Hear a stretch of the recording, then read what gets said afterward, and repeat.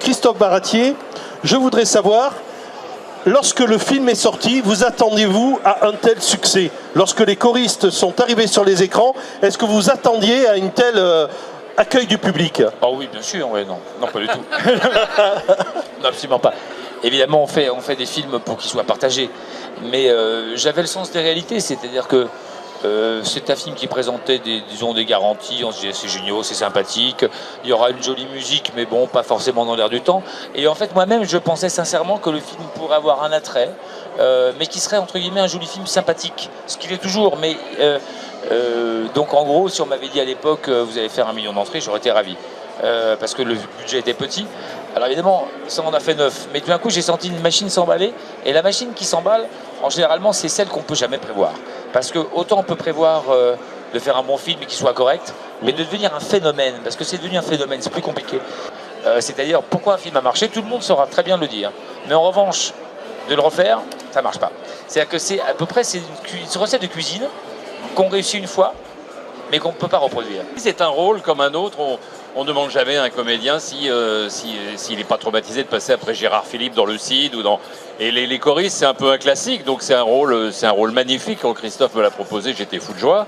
Et puis je me suis dit comment je vais l'aborder.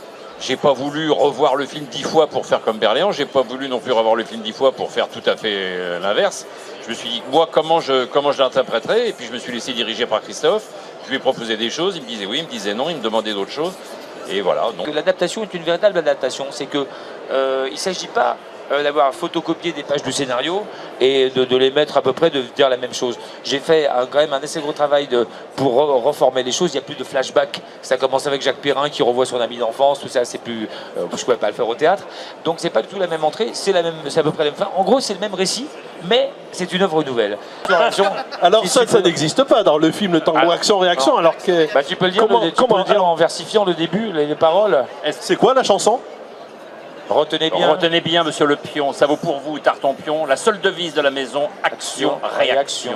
Ce principe de mon invention a forgé ma réputation au ministère de l'Éducation. Action-réaction. Oui. Pour ces canailles, pensez-vous rien, la liberté ne nous vaut rien. Ici, la seule prescription, action-réaction. On peut applaudir. Et surtout, alors, il parle d'action-réaction, et il dit, on ne sait jamais ce que c'est, quoi. Et là, il dit, c'est compris. Il est absurde. Et puis il y a aussi notamment pour Patrick 2-3 scènes jouissives que j'ai pas eu l'idée à l'époque de mettre dans le film et qui chaque soir font un tabac et contribuent d'ailleurs à la haine que lui vouent tous les spectateurs chaque soir. C'est quand même un très particulier de travailler avec des enfants, c'est compliqué. Non, c'est compliqué de trouver le bon. Mais une fois qu'on a trouvé le bon, on n'a plus rien à faire. Je vous promets, c'est que moi les enfants je leur donne des clés, mais en réalité ça se dirige pas. Là le talent c'est pas de modeler un enfant. Je dirais qu'il faut lui montrer le chemin, il faut l'accompagner, il faut lui donner des bons conseils.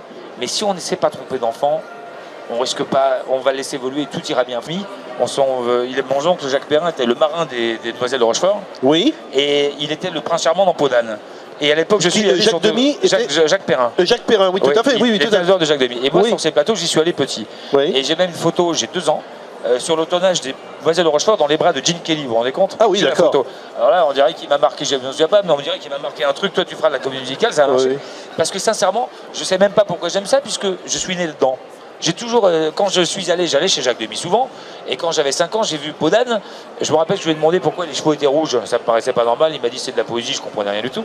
Mais c'est vrai que je suis né dans ce milieu-là, où ça chantait au cinéma aussi naturellement, donc je pourrais même pas expliquer que c'est une passion, parce que ce n'en est pas une, je suis né avec.